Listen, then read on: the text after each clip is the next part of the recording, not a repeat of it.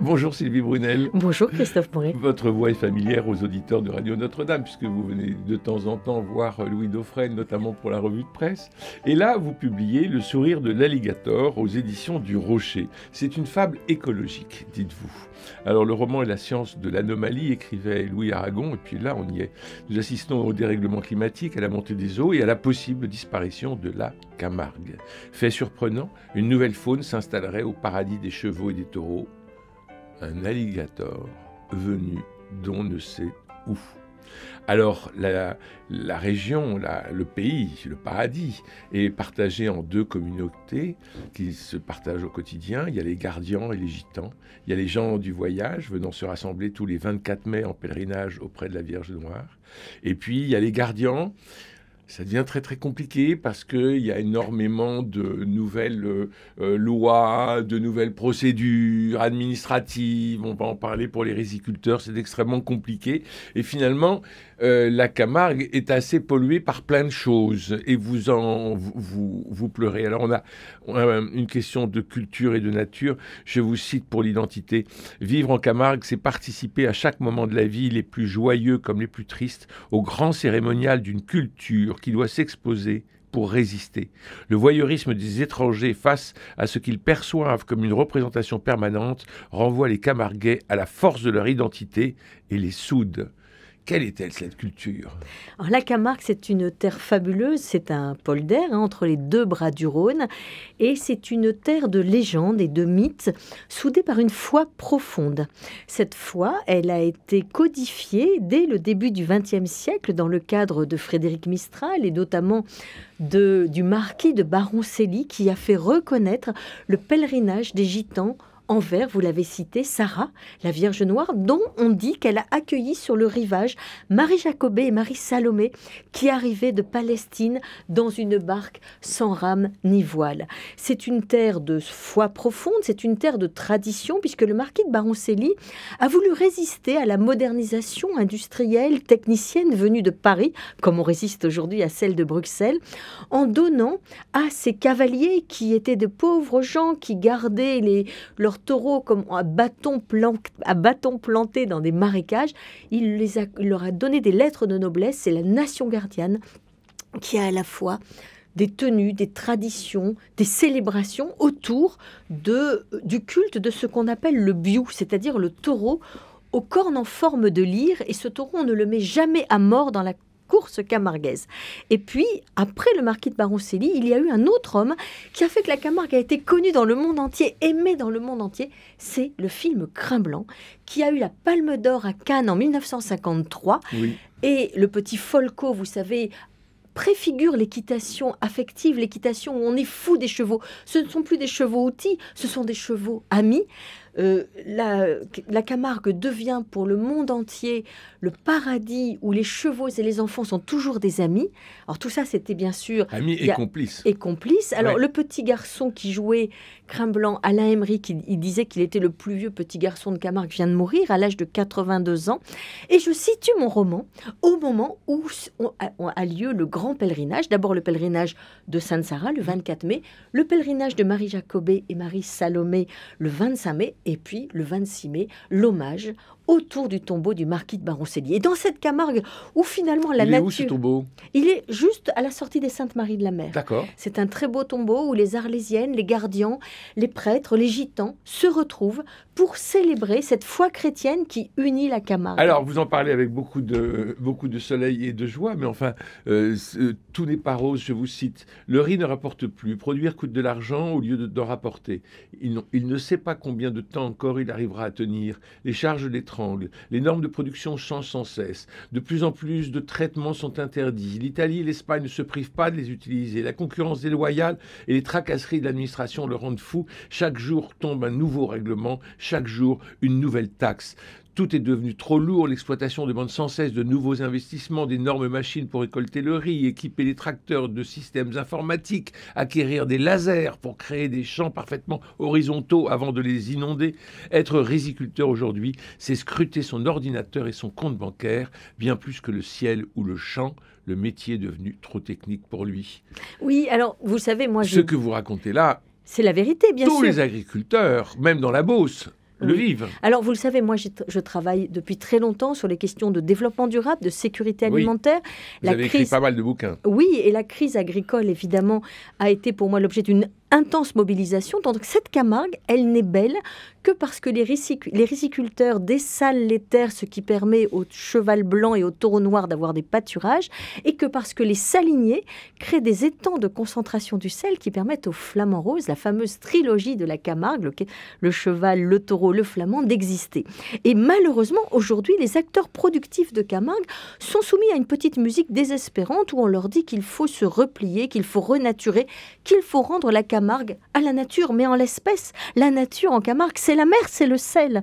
Et donc, je mets en scène dans Le sourire de l'alligator l'arrivée d'un animal, une espèce exotique, qui va tout changer et qui va redonner de l'espoir aux acteurs camarguais. Alors d'abord, il va redonner de l'espoir, il va donner d'abord du stress. C'est-à-dire, et c'est là où votre livre est remarquable, Sylvie Brunel, Le sourire de l'alligator, c'est que on ne le voit pas au départ, mais on entre dans sa personne, et donc la petite Mireille qui a 17 ans, qui chevauche son cheval Mistral, on se dit, elle va se faire croquer, parce qu'on sent la présence de l'alligator sans pouvoir dire exactement où il est. Tout à fait, Christophe. En fait, et ça, c'est très réussi.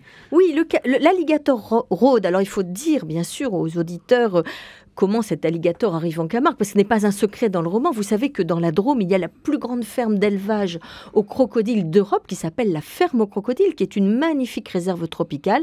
Et l'alligator, qui est un alligator blanc, c'est-à-dire un alligator symbolique, il n'y en a que 8 dans le monde, eh bien, on essaie de le voler parce qu'il y a une mafia aujourd'hui des animaux exotiques, il y a un trafic. Et cet alligator parvient à s'échapper, il descend le Rhône et il va s'installer au cœur du Vaccarès, dans ces terres mythiques, puisque Joseph Darbo y situait la bête du Vaccarès. Au départ, eh bien, il est dans ce paradis où nulle personne ne peut pénétrer. Tranquille. Il est tranquille, il a à manger parce que la Camargue est envahie par les ragondins. Il ne s'en prend pas aux oiseaux parce qu'il y a entre les oiseaux et les alligators une sorte de symbiose, les uns protégeant les autres. Mais progressivement, le sel arrive, le sel s'insinue, c'est toute l'histoire de la Camargue aujourd'hui. Et cet alligator, il va devoir quitter son paradis. Et quand il quitte son paradis, il arrive à la rencontre des hommes. Et là commence l'histoire du crocodile blanc, qui est finalement une nouvelle version de Crin Blanc. Alors, oui. Alors forcément, la presse s'empare du... C'est tout le mécanisme des réseaux sociaux aujourd'hui. Oui. C'est tout le mécanisme de la mobilisation mondiale. Un alligator en Camargue. Le monde entier se mobilise et le pêcheur Paco dit « Mais attendez, si vous saviez tout ce que la Méditerranée recèle aujourd'hui avec des requins, des raies, ce n'est pas tellement surprenant qu'un alligator arrive en Camargue. » Sauf que les gitans, eh bien les gitans se disent « Mais voilà une espèce idéale pour le braconnage. » Et dans ce livre, dans ce roman, finalement, chaque personnage... Chacun, il prend son... Chaque personnage... Il prend son intérêt. Va surtout évoluer. C'est-à-dire que l'alligator va obliger chacune des personnes de ce roman, l'écologiste qui veut s'approprier son paradis, le riziculteur désespéré, le maire des Saintes-Maries-de-la-Mer qui ne veut pas que sa capitale de Camargue soit engloutie sous les flots, l'hôtelier qui, dans son hôtel Crin Blanc, est comme une proue, une sentinelle face au changement climatique qui menace son hôtel de submersion.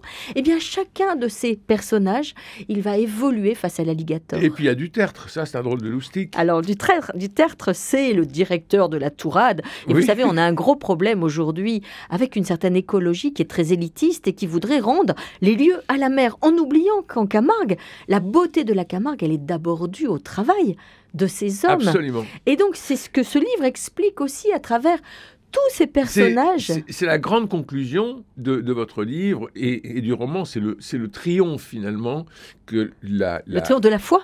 Le triomphe du fait de la confiance en l'avenir. Le triomphe de rien n'est jamais perdu. Et que ce sont les hommes qui ont fait le pays et non pas et qu'il ne faut pas le laisser à la nature et à l'abandon parce que sinon ce serait catastrophique. Retour en plateau, le présentateur du journal poursuit sur le réchauffement. Si elle se confirmait, la présence d'alligators en Camargue apporterait une preuve supplémentaire des dangers auxquels l'humanité s'expose par son inaction climatique. Il est urgent de changer rapidement nos modes de vie.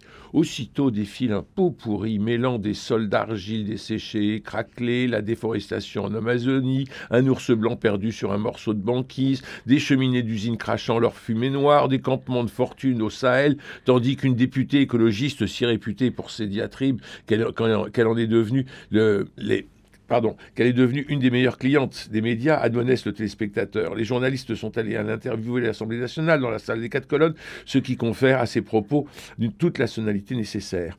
Face à la tropicalisation accélérée de la France, tonne-t-elle, il est urgent d'abandonner les énergies fossiles. Ce gouvernement scélérat nous mène tout droit dans le mur. Ce qui se passe en Camargue le montre, imaginez-vous, des crocodiles chez nous. Alors ça, c'est...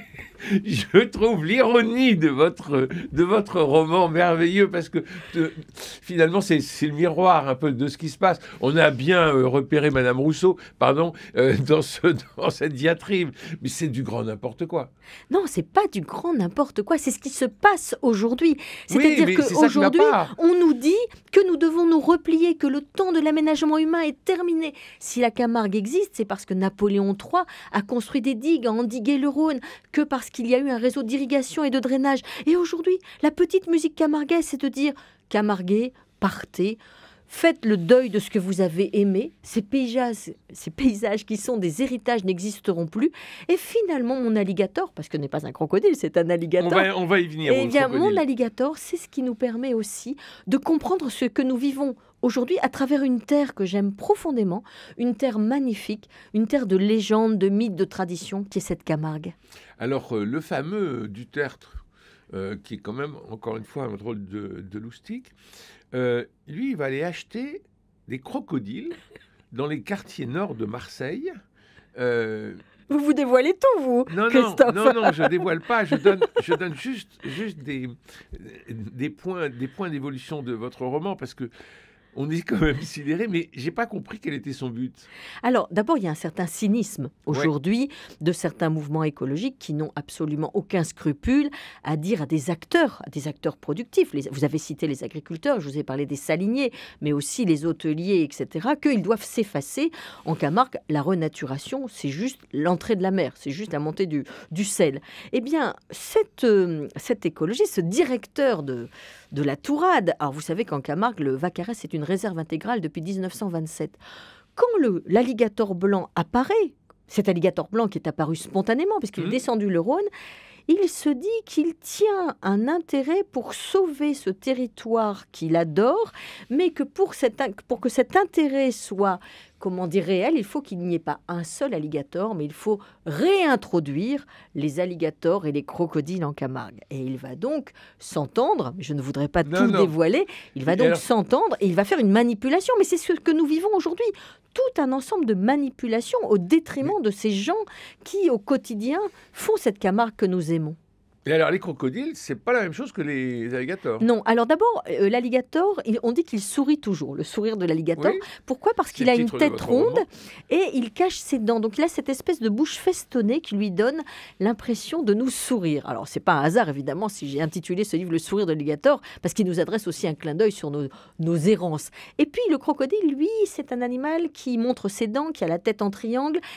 La différence aussi entre les deux, qui sont des miracles d'adaptation, ils ont survécu depuis 400 millions d'années sur la Terre, ils ont survécu aux dinosaures, c'est que quand il fait frais, l'alligator s'enfouit dans la Terre, donc il peut résister, alors que le crocodile est une espèce plus tropicale et le crocodile, lui, ne résiste pas à un hiver frais. Or, même si nous acheminons vers une élévation des températures et une montée de la mer, tout le monde le sait bien, les hivers peuvent être encore frais, il suffit de voir le temps d'aujourd'hui pour s'en faire une idée. Alors nous parlons d'écologie, nous parlons de nature, mais il y a aussi, et c'est l'une des forces de ce roman, Sylvie Brunel, Le sourire de l'alligator, publié aux éditions du Rocher, c'est un plaidoyer en faveur de la conscience animale.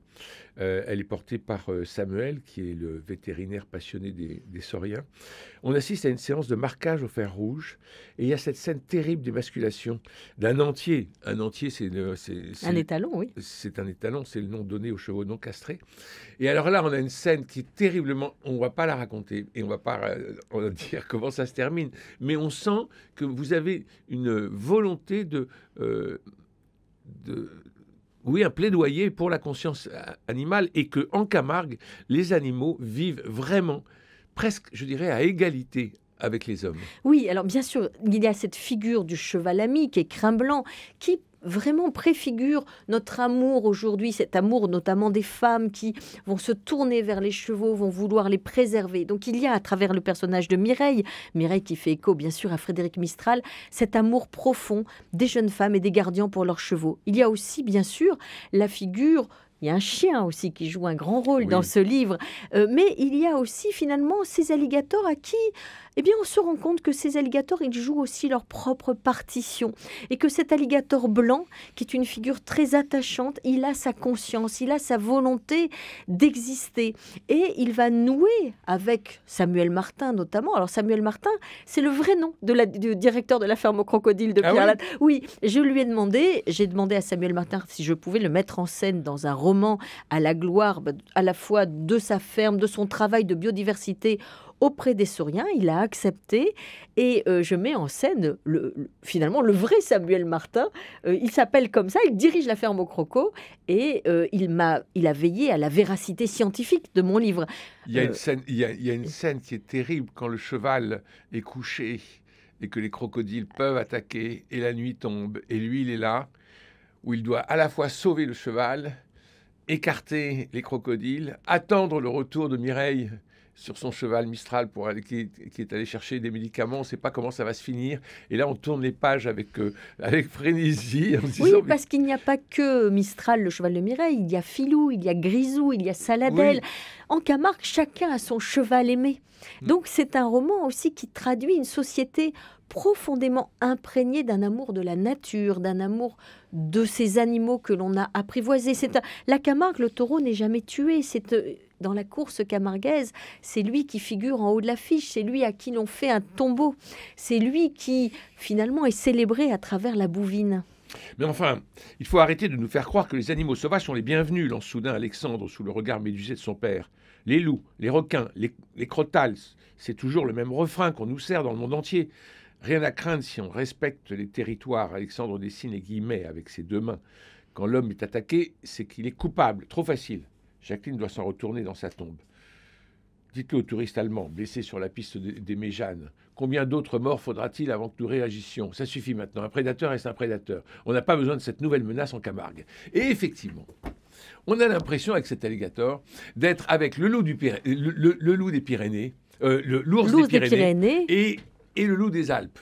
C'est-à-dire qu'en fait, on a des prédateurs qui arrivent et au nom de l'écologie, au nom de la bien-pensance contemporaine, on laisse les prédateurs envahir le territoire que les humains avaient réussi à préserver et à garder pacifiquement. Oui, alors dans ce roman, finalement, pour moi, c'est un roman dans lequel je vais tisser l'ensemble des thèmes qui me sont chers, c'est-à-dire à la fois l'amour de l'humanité, le respect du travail des hommes, la capacité de chacun d'entre nous de se réaliser, d'évoluer, de ne pas être condamné par des jugements négatifs, et notamment dans l'évolution des gitans. Les gitans qui, finalement, sont partout des gens qui sont proscrits, qui vont être rejetés et qui vont trouver leur voie. Et puis, bien sûr, notre relation à l'animal, parce que je suis très inquiète aujourd'hui par cette espèce de courant écologique qui me semble à rebours de l'histoire de l'humanité, qui considère que la nature est bienveillante, qu'elle doit reprendre ses droits, que l'homme est indésirable et qui, aujourd'hui, fait toute la douleur des éleveurs de moutons dans le Massif central ou dans les Pyrénées, qui fait toute la douleur aussi de toutes ces populations à qui l'on dit en Afrique ou ailleurs, repliez-vous pour rendre à ces territoires finalement la sauvagerie qui serait la seule acceptable. Or, ce n'est pas vrai. Ce n'est pas vrai. Si l'humanité existe, c'est qu'elle a dû construire son destin face à des phénomènes hostiles. La montée de la mer, la montée du sel, l'agressivité de certains animaux. Et la Camargue, elle incarne tout cela. C'est une nature construite par une culture. C'est une terre où si tout est beau, c'est parce que les hommes travaillent, parce que les hommes s'acharnent à construire des paysages. Et quand vous êtes, par exemple, dans les salins d'Aigues-Mortes ou les salins de Giraud, et que vous voyez ces étangs roses avec ces flamants sur fond des remparts d'Aigues-Mortes, vous vous dites que j'aime cette Camargue et comme j'ai envie qu'elle continue d'exister. Alors Sylvie Brunel, vous avez énormément écrit sur toutes ces questions-là. Vous avez, je cite au hasard quelques ouvrages que vous avez publiés: À qui profite le développement durable, l'Afrique, frontières, géopolitique de la faim, ceux qui vont mourir de faim, la coopération Nord-Sud, le sous-développement, le gaspillage de l'aide publique. Sa Majesté le maïs. Sa Majesté le maïs. Nourrir, cessons de maltraiter ceux qui nous font vivre. Plaidoyer pour nos agriculteurs. Oui, bien sûr. Ces ce idées livre. Qui nous gâchent... Oui. Et là, vous avez pris la forme roman. Oui. Pourquoi? Alors, j'ai toujours, dans mon œuvre, si je puis dire, j'ai toujours voulu utiliser le roman quand je voulais non pas défendre une thèse, mais montrer la complexité du réel. Frontières, vous l'avez cité, c'est mon roman sur l'humanitaire, la frontière ténue entre le bien et le mal. Un escalier vers le paradis, c'est comment le voyage à cheval peut transformer des jeunes femmes en quête d'elles-mêmes. Et le sourire de l'alligator, c'est une façon de parler de ce territoire qu'est la Camargue, qui est un territoire complexe, un territoire construit par l'ingéniosité humaine qui est soumis aujourd'hui à ce changement climatique, à ces volontés de sanctuarisation qui ne sont que des capitulations. Mais tout à fait. Et alors justement, c'est un arbitrage entre nature et culture. La thèse que vous soutenez dans la conclusion s'oppose à l'écologie militante, à savoir que les hommes et les activités humaines sont contraires au développement de la nature. Vous écrivez: sans les saliniers et les riziculteurs, le delta deviendrait une mer intérieure. Grâce à eux, il reste des zones écologiquement les plus riches d'Europe. Exactement, c'est un message d'espoir, et c'est un message d'espoir sur fond de foi. Nous sommes à Radio Notre-Dame, il y a toute cette foi des gitans, cette foi des gardiens, c'est ce rôle finalement de l'intercession des saintes. Quand les personnages sont en difficulté, ils pensent à Sainte Sarah, ils pensent à Marie Jacobée, et ils les appellent au secours. Et il y a finalement un amour profond de ce territoire qui est construit par la tradition, et cette tradition a permis de sublimer la nature. Alors, quand on pense Camargue, on pense moustique. Ah, mais vous êtes dur. Alors oui, la Camargue, c'est un territoire qu'on ne démoustique plus parce qu'on considère que finalement le moustique a tous les droits. C'est très difficile pour les Camarguais parce que dans les Pyrénées-Orientales, on a démoustiqué par avion, là, récemment. Le moustique a-t-il sa place en Camargue? L'alligator a-t-il sa place en Camargue? Les Camarguais ont-ils leur place en Camargue? Ce sont des vraies questions. Mais que vous évoquez, parce que vous parlez des moustiques, justement, il y a quelques passages. Oui, les Camarguais disent que le moustique de Camargue n'est pas un problème et qu'au contraire, il occupe la niche écologique, ce qui permet aux moustiques tigres de ne pas s'installer en Camargue. C'est-à-dire que les Camarguais arrivent à légitimer leurs moustiques en disant « mais ils font pas mal du tout, il suffit de pas se gratter, on vit avec ». Ils n'ont pas le choix, de toute façon, on leur a interdit de démoustiquer. Alors, est-il vrai que maintenant, les chevaux ne sont plus marqués au fer rouge ? Alors, pour l'instant, ils le sont encore. Moi, j'assiste régulièrement en Camargue à des cérémonies de marquage. Pourquoi ? Parce que les chevaux sont tous ensemble. Ils sont tous ensemble lors des abrivades, lors des rousses à taille. C'est-à-dire qu'on mélange tous ces chevaux blancs. Les chevaux ne sont blancs en Camargue que depuis Crin-Blanc. Il faut le savoir. Avant, il y avait des chevaux toutes les couleurs. Ah bon ? Mais Bruxelles demande que pour des raisons de bien-être animal, on ne les marque plus. Donc, on peut faire soit des marquages à l'azote, soit des puces électroniques. La tradition reste encore très forte pour l'instant en Camargue. Faut-il la garder ? Je pense que celle-ci mériterait d'évoluer parce que c'est quand même dur pour les poulains, ce marquage au fer. Alors, étrangement, ils semblent ne pas, au-delà du moment où ils sont marqués, ils s'en remettent très vite. Mais on n'aime pas ça, on n'a pas envie de voir cela. C'est comme l'équitation aujourd'hui en Camargue, est une équitation beaucoup plus éthologique que par le passé. Il y a de merveilleux cavaliers, mais en même temps, il faut se souvenir que c'est une équitation de travail. Donc, quand vous êtes au milieu des taureaux, si votre cheval n'est pas parfaitement dressé, vous êtes en danger. Et quand vous êtes touriste et que vous venez en Camargue en short et en sandales, c'est la seule région de France où on peut vous mettre à cheval, parce que Crin-Blanc reste fondamentalement l'ami des touristes. Alors, il y a cette scène, je l'évoquais tout à l'heure, de castration d'un cheval, et c'est le cheval de Mireille, et on ne va pas plus loin. Il ne sera pas castré. Ah justement, je ne voulais pas le dire. Non, mais moi, je préfère le dire à l'auditeur qui se dit que... Alors, vous savez, il sera sauvé au dernier moment. Oui, mais beaucoup de jeunes femmes veulent avoir des étalons. Vous savez, c'est l'idée qu'on va dresser un cheval sauvage, un cheval difficile. C'est très compliqué. Le grand écuyer Alexis Grus disait que c'était compliqué. Lui, il avait 60 entiers. À travers ce livre, il y a aussi tout l'amour du cheval. Ah oui, absolument. Et on chevauche les grands espaces de Camargue grâce à vous, de nuit comme de jour, parce qu'il y a une chevauchée de nuit qui est particulièrement stressante dans votre livre et que j'ai beaucoup aimé, que j'ai suivi avec attention. Merci beaucoup. Il y a beaucoup de choses dans ce roman. J'ai mis toute mon âme, tout mon cœur, toute C'est ma foi et tout mon amour de la Camargue. c'est très réussi. Merci Sylvie Brunel pour ce roman, Le sourire de l'alligator, publié aux éditions du Rocher. Merci Jean-Paul Lérine pour la réalisation, François Dieudonné, Camille Meyer, Philippe Malpeuch et Faustine Cléry pour la réussite technique de notre rendez-vous. Demain, je vous emmène au cinéma, et oui. Et dans cette attente, eh bien, prenez soin de vous et des autres, et je vous embrasse.